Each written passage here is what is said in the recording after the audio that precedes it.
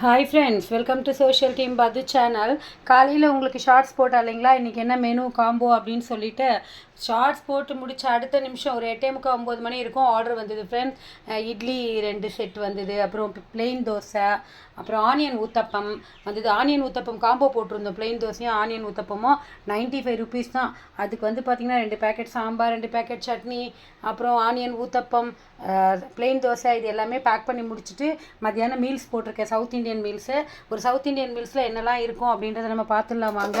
சிம்பிளாக தான் பண்ணியிருக்கேன், அதே நேரத்தில் கம்மியாக தான் பண்ணியிருக்கேன். சாதம், அதுக்கப்புறம் வந்து பார்த்திங்கன்னா கத்திரிக்காய் மாங்காய் போட்டு சாம்பார். இது எல்லாரோட ஃபேவரட் இல்லைங்களா, ஒரு சாம்பார் அப்படின்னாலே இப்போ இருக்கிற மாங்காய் சீசனுக்கு மாங்காய் போட்டு சாம்பார். அதுக்கப்புறம் தக்காளி ரசம் வச்சுருக்கேன் ஃப்ரெண்ட்ஸ். பார்த்தீங்களா, இது வந்து தக்காளி ரசம். சாம்பார் அப்படின்னாலே கண்டிப்பாக நம்ம சவுத் இண்டியன் மீல்ஸில் பொட்டேட்டோ ஃப்ரை இருக்கும். நான் பாருங்கள் உருளைக்கிழங்கு ஃப்ரை பண்ணி வச்சுருக்கேன், பார்க்கவே எம்மியாக இருக்குல்ல.